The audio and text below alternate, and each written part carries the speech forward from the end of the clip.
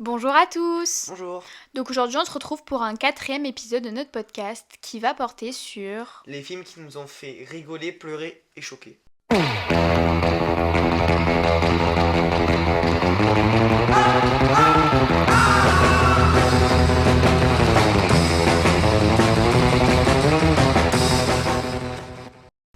Donc on va commencer avec les films qui nous ont fait rire. Ouais, vas-y. Donc moi j'ai commencé avec Babylone, film de Damien Chazelle avec Brad Pitt. Donc c'est un film qui se passe pendant la transition du cinéma muet au cinéma parlant. Donc on a une très belle mise en scène et le mouvement de la caméra crée une ambiance folle, je trouve. Et la scène qui m'a fait rire, c'est celle dans le désert où ils se retrouvent en voiture et il y a un serpent dans le groupe. Et du coup, c'est la folie, ils sont bourrés, ils sont drogués, enfin bref, c'est le bordel. Donc j'ai adoré ce film et c'est vraiment un film qui cherche à rendre hommage au cinéma tout en dévoilant l'envers du décor. Ok. Voilà. D'accord. Moi, le premier film qui m'a fait rire, c'est Un petit truc en plus. Déjà, moi, je trouve déjà que c'est un film qui met en avant, du coup, les handicaps que peuvent avoir les gens, les différentes personnes. Donc, il a eu énormément de succès déjà parce qu'il est extrêmement drôle. Je le trouve extrêmement drôle aussi. Je le conseille. Je le conseille vivement. Donc, voilà, j'ai pas vraiment de scènes particulières qui m'ont fait rire parce qu'elles sont toutes drôles en fait, les scènes.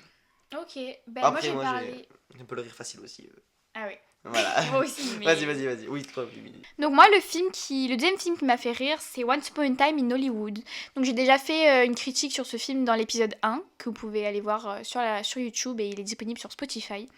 Donc moi, ce qui m'a fait rire dans ce film, c'est la scène de combat entre Jackie Chan et Cliff Booth. Donc je trouve que c'est une scène légendaire pour moi. Et pareil, la scène de fin qui est drôle et farfelue, et moi j'adore. Voilà, ni queue ni tête, mais on kiffe. Ok. Et À moi, toi. ce sera 21 Jump Street, donc sorti en 2012, de Phil Lord et de Christopher Miller. Donc, le film reçoit des critiques globalement positives et performe au box-office. Il connaît une suite, donc 22 Jump Street, du coup. Ouais. Et il est extrêmement conseillé.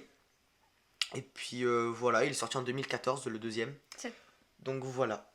Donc c'est quoi qui t'a fait rire dans le film? Tout en fait. Genre en fait, Tout. il y a vraiment tout qui me fait rire. Genre. Mais vraiment, en plus, le film il est ridicule. Hein. Mais le fait que ce soit ridicule, bah, c'est que ça me fait rire en fait. Ok. Voilà. Moi, À je vais toi. parler de Burn After Reading avec George Clooney et Brad Pitt. Moi, j'ai adoré cet effet papillon dans le film par rapport au DVD. Moi, je trouve que c'est... En fait, c'est ridicule, mais c'est drôle. Et donc, ça entraîne des conséquences graves par des actes stupides. Donc, en fait, l'enchaînement des actions, c'est ça qui est drôle. Et surtout, les performances des acteurs. Brad Pitt, il est juste ridicule, mais en fait, c'est drôle. Oui, c'est le but. Ouais, voilà. Ouais, Donc, il est grave drôle. Pareil, George Clooney. Incre. Du coup, pour moi, je n'ai plus de films qui m'ont fait spécialement rire. Donc, du coup, je te laisse terminer avec tes films à toi. Moi, je vais mettre Wolf, qui est sorti en 2024, si je dis pas de bêtises.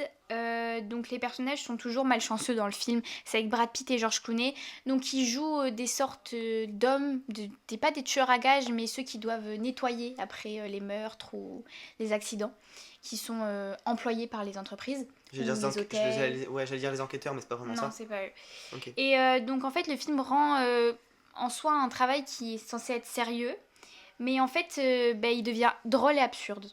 Et donc, tout part en biberine dans le film. Pareil, alors, la scène, moi, qui m'a fait rire, c'est la scène de fin dans le métro où il lui fait un big fuck. Ça, c'était drôle. Et les codes du thriller sont détournés pour faire rire dans le film. Ok. Donc, moi, j'ai adoré cet aspect-là. Voilà, je recommande. C'est un truc pour débrancher le cerveau, clairement. Hein. Mais ça reste, pour moi, un bon petit film à regarder. Ok. Alors moi, ça y est, bah, on va passer sur les films qui nous ont fait pleurer. Ouais. Donc, bon, j'aurai un petit spoil pour le film que je vais citer, mais je pense que tout le monde l'a vu. C'est Le Roi Lion, le film. Oui. Voilà. Okay. Alors bon, ce film est bien sûr une adaptation sur grand écran du dessin animé de Disney, qui reste très émouvant, tout de même très émouvant. Oui, je viens de le nom, j'ai bégayé. Vas-y, on va refaire. Voilà. Vas-y. Donc moi, je mets Le Roi Lion. Donc je pense que tout le monde l'a vu, donc le film. Donc c'est bien sûr une adaptation sur grand écran du dessin animé de Disney, qui reste très émouvant. J'ai été énormément ému, voire pleurer à la mort du père de Simba. Ok, voilà. Ouais. Tout le monde Ouais, je sait dans pense tous que les tout cas. le monde Il n'y a a, pas besoin de a mettre un pleuré. spoiler alert, Ouais, non, tout non, le je monde pense, sait qu'il meurt. ouais, je pense que tout le monde, même ceux qui n'ont pas vu le film, ils ont dû voir des scènes Mais ou même, quoi, je crois mais que dans le synopsis, c'est dit qu'il meurt. Hein. ouais, je pense. Donc, par contre, il reste un excellent film, par contre, donc je vous le conseille. C'est Mais le très live action émouvant. ciné Live action, oui C'est sûrement. celui qui est sorti cette année ou l'année dernière? En décembre, c'est ça? Non, ouais, le Roi Lion, Ok. le film, pas Mufasa, non, juste le Roi Lion. Ah d'accord. Ah non, donc c'est Voilà. pas Mufasa. Ok, j'ai Non, dit n'importe quoi. non, c'est le Roi Lion, le film. Donc il est sorti il y a quelques temps déjà. Ok, ben moi je vais parler de Manchester by the Sea. Donc c'est un des films qui m'a fait pleurer. Donc c'est un film qui explore le thème du deuil, de la culpabilité et les difficultés d'aller de l'avant. Donc, alors, moi j'aimerais surtout parler d'une scène, donc spoiler alerte, la scène où la maison brûle. Moi, c'est une scène qui m'a vraiment noué la gorge. Je me suis sentie incapable de ma situation, devant l'écran, t'es juste Tu peux rien paralysée, faire, ouais, ouais, tu peux voilà. rien faire, tu peux Et pas. ça m'est resté sur le cœur. Et pareil, la scène où il parle avec son ex-femme. Donc, c'est une scène impossible à tenir, c'est juste impossible à regarder. Moi, j'ai craqué à ce moment-là, c'était. Voilà. Ah, ça peut paraître ridicule pour certains, mais le deuxième film qui m'a fait le plus pleurer, c'est Avengers Endgame, de l'univers Marvel. Alors, c'est pas le film en soi qui est ultra tragique, c'est juste en fait la mort d'Iron Man qui m'a fait. Spoiler alerte. Ouais, Parce ouais. que bon, Bon, là, ça va quand même, Avengers Endgame, c'est pas non plus un film non plus qui est sorti des abysses quoi. Il est bien connu quand même ce film, je sais pas. c'est vrai, Enfin, c'est du vrai, coup, c'est voilà. vrai. Mais C'est le seul truc qui m'a fait pleurer. le spoiler de... Ouais. Donc moi, je vais parler de La La Land, donc de Damien Chazelle. Donc c'est une histoire d'amour qui est très belle, mais qui va tourner vers l'horreur. Donc les personnages principaux se battent pour réaliser leurs rêves, mais ça les sépare. Et en fait, moi, ce qui m'a fait craquer dans le film, c'est cette musique de fin quand, attention spoiler, quand il joue au piano dans le club. Ça m'a fait craquer, voilà. Et ce regard qu'ils se sont lancés, c'était horrible. Film d'horreur pour moi.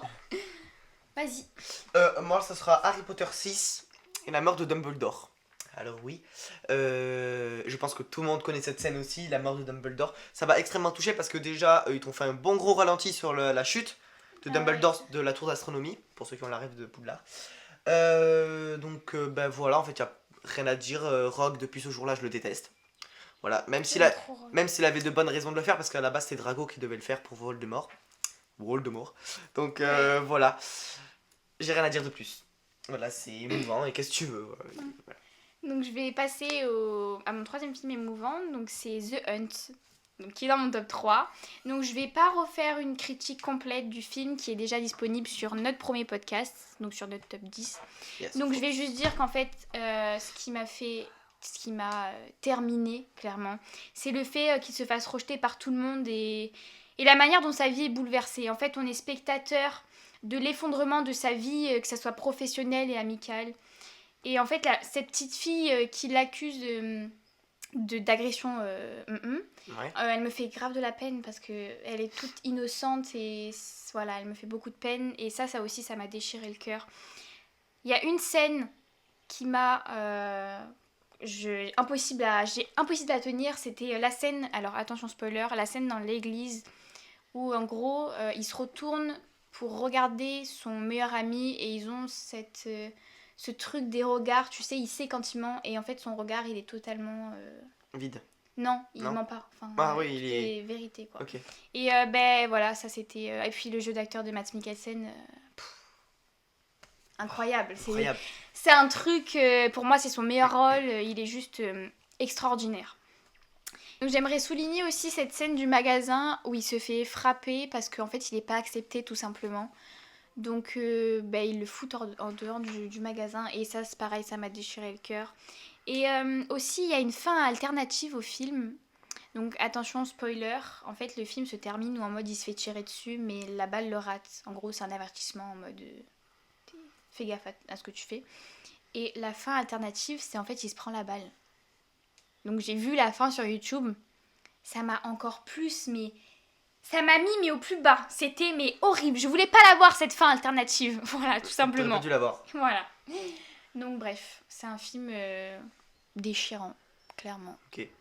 Donc je le conseille, mais attention parce que ça traite des sujets qui sont quand même assez durs. Donc en fait, comme Enzo n'a plus de film, c'est ça. Ouais, c'est ça. Du coup, j'ai présenté mon dernier film, c'est La Route de Madison, réalisé par Clint Eastwood et avec Clint Eastwood et Meryl Streep. Donc en gros, ça parle de l'histoire de deux personnages qui vivent une histoire d'amour et ils doivent se séparer au bout de 4 jours. Donc moi, ce qui m'a émue, c'est cette scène de fin. Donc attention spoiler, en fait ça déchire le cœur parce qu'on a envie qu'elle parte avec lui, quoi. Parce qu'elle hésite en mettant la main sur la poignée de la porte, mais elle se dit j'ai des enfants, j'ai un mari, donc je peux pas. Et ben, je la comprends en même temps, mais ça déchire quand même le cœur qu'elle prenne cette décision. Donc maintenant, on va passer sur les films qui nous ont le plus choqués. Alors, je vous fais une petite voix off parce qu'on vient de se rendre compte au montage que j'ai oublié de donner une petite précision. Donc en gros, pour moi, les films qui m'ont choqué, c'est pas vraiment dans le sens traumatisé, mais c'est plus dans le sens j'ai fini le film sur le cul, quoi. Donc je vais vous laisser continuer votre écoute. Alors moi je vais commencer par The Bird de Hitchcock. Alors c'est le film qui m'a le plus choqué cette année parce que c'est le film le plus choquant que j'ai vu cette année. Moi je trouve qu'il est extrêmement cursed et gore pour les années 60, donc c'est pas étonnant que c'est traumatisé une génération si je puis dire. Je le conseille tout de même parce qu'il est quand même excellent, c'est un incontournable, un classique surtout. Et voilà. Mais bon, La voiture. ouais désolé pour la route, enfin bref. Vas-y à toi. Donc moi je vais parler de Inland Empire, donc un film qui a une atmosphère presque surréaliste. Hein. On comprend pas trop ce qu'on regarde. Le film est construit de manière non conventionnelle, si je puis dire, et les scènes suivent un ordre chronologique pas très clair. Mais justement, c'est ça qui donne le tout au film, je trouve, c'est pour ça que j'ai aimé. Ça m'a laissé confuse, surtout avec, attention spoiler, l'émission des lapins. Alors je sais que c'est bizarre, mais en fait pendant tout le film, on a des séquences où on a l'impression que c'est une émission avec des personnes déguisées en lapins qui disent des choses bizarres, qui agissent bizarrement. Et donc j'ai trouvé ça, c'est ce qui m'a fait mettre au film 4,5 au lieu de 5 sur 5. Ok. Parce que ça m'a laissé... Mais j'ai su après qu'il avait fait un petit court-métrage à côté ou un petit film, je sais plus, que je n'ai pas regardé bien sûr. Mais donc c'est vraiment un film que j'ai adoré parce que je l'ai trouvé bizarre et que j'ai incompris. Alors je sais que comme ça, tu te dis elle est folle ou quoi, mais Ouais. en fait j'ai trouvé que c'était très très bien réalisé Ok. et que ça a abordé des thématiques plutôt pas mal, je trouve. Ok. Voilà. Moi, pour mon deuxième film qui m'a le plus choqué, je mets Oppenheimer. Alors, c'est l'un des films dont je parle très souvent, car si je n'ai eu de cesse que de parler de ce film parce qu'il est extrêmement bien réussi. Il m'a tout de même choqué, dans le bon sens du terme, on va dire. Parce qu'il, en fait, il m'a choqué parce qu'il retrace non seulement les traces d'une histoire réelle, mais il représente aussi un scientifique qui a vécu, en fait, qui a réellement vécu. Donc, en fait, c'est une histoire réelle, hein, comme je l'ai dit.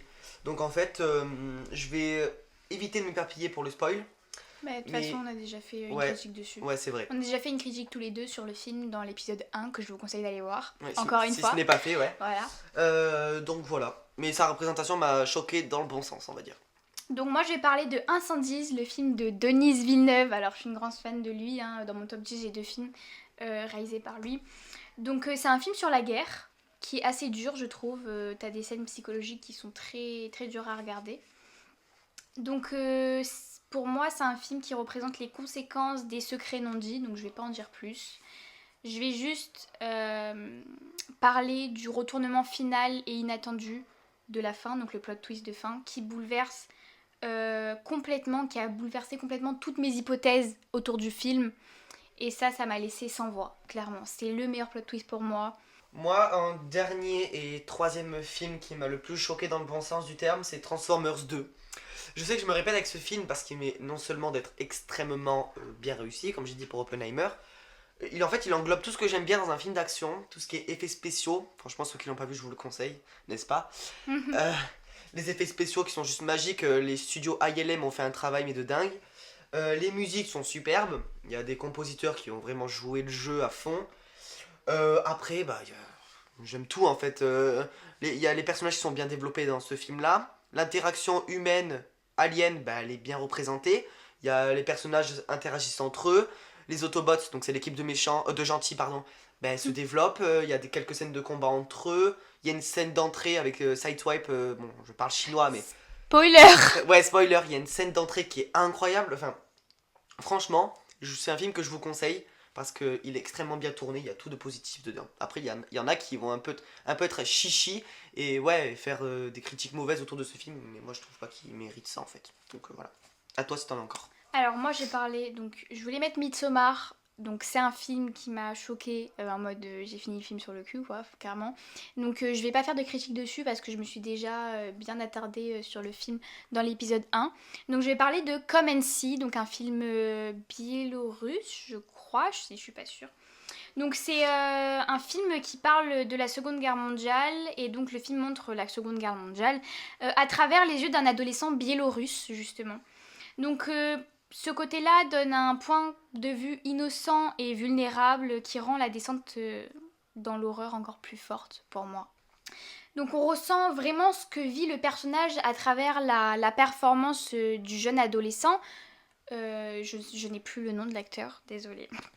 Et j'aimerais aussi parler d'une scène, c'est la scène qui m'a le plus marquée, c'est la scène du gros plan sur la tête de l'adolescent, où en fait son visage est complètement marqué par l'horreur, par le chagrin, et il est clairement méconnaissable. Et c'est une image qui m'est restée en tête pendant longtemps.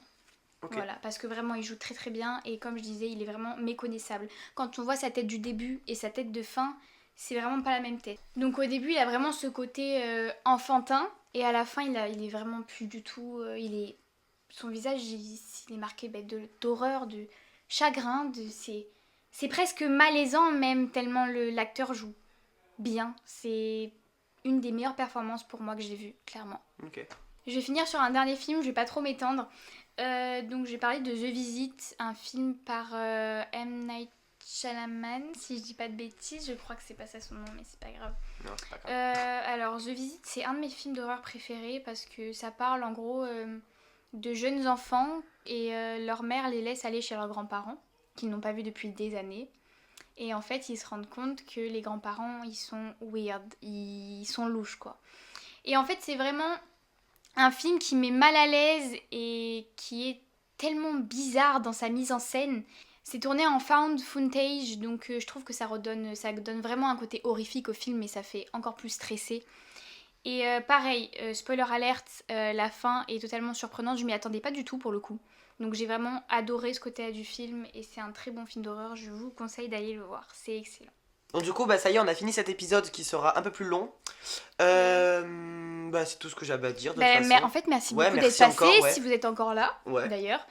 On le dit à chaque fin de vidéo, mais c'est le cas en fait. Merci beaucoup d'être passé. Cet épisode va être long, je pense, parce que là, je pense qu'il va durer une vingtaine de minutes. Oui, facile. Donc le montage va être super cool. Ouais, ça va être génial. Mais voilà. Donc, bien évidemment, c'est ironique. Ouais, donc voilà. Merci beaucoup d'être passé. Ouais, merci beaucoup. On se dit à la semaine prochaine. Et ciao.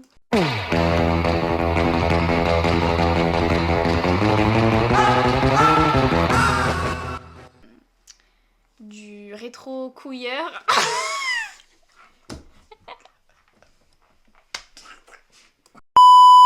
Donc le... C'est un amour intense, mais triste. Parce qu'en fait... Quoi ? Qu'est-ce que tu m'as...